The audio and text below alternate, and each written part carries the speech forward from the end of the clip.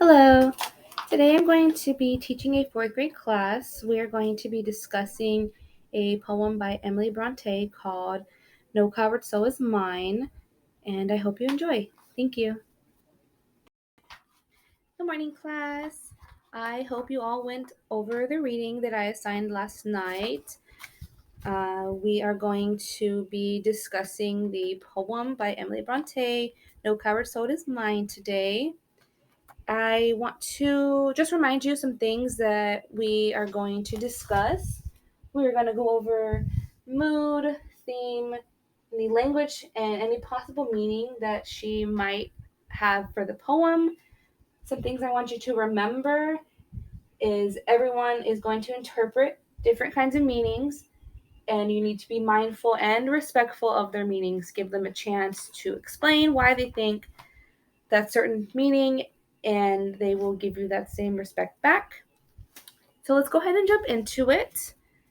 I also want you to keep in mind, and we'll talk about it towards the end, why it is so important to read poetry and understand the meaning behind it and interpret the poem itself.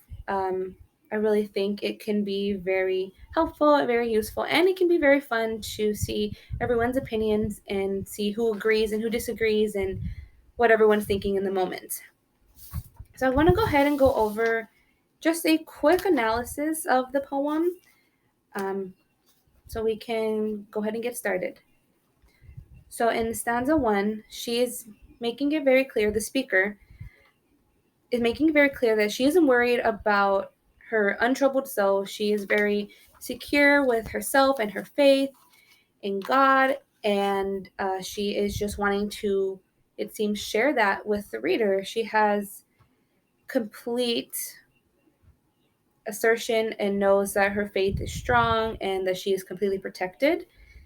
In the second stanza, we can see, and I don't know if y'all understood this the first time you read it, but she is talking directly to God. She is talking about Him and just showing the reader how high in regards she holds Him to. And I think it was very, very nice to read. And you can really feel her confidence radiating from the words of how she is able to face anything that is thrown her way because she has her faith to back her up. Then she starts to explain how others might not be as pure or protected as she is. Their hearts aren't as full as love for God. They are faced with many temptations that maybe they can't resist. And she calls them vain, but not in the way you might think. It's more of seeing that they are struggling, and she just feels kind of hurting for them in a way that they don't have that same love in their heart for God, and that she can't really do anything in the moment to help them. That's something that has to come from them. And then she makes it very clear how strong her faith is. She's very passionate about it and she's not afraid to show it. And I think that is very, very nice. And it's really interesting to see how she's essentially saying that her faith is impenetrable and she has no room for second guessing or any doubt because there really is no need for any of that.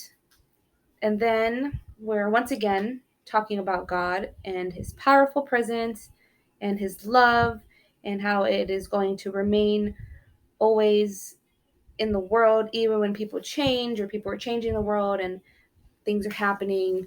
And that really goes hand in hand with the stanza 6. And the speaker is explaining how when everyone is gone and the world and the universe is gone, God is still going to exist and his love will still be there and his presence will still be there. So, in a way, even though human life is gone, it's not really gone because God is there to remember it. And then we conclude the poem with the speaker once again reminding the reader that she does not fear death and that there is no room for death in her life. She is expressing how death cannot even compare to God and his power, and that is essentially why she has no need to worry about it. Um, so I think it was a very, very nice poem, and I know a lot of you might be thinking, I'm only in fourth grade. Why do I need to be reading kind of poetry and trying to understand it?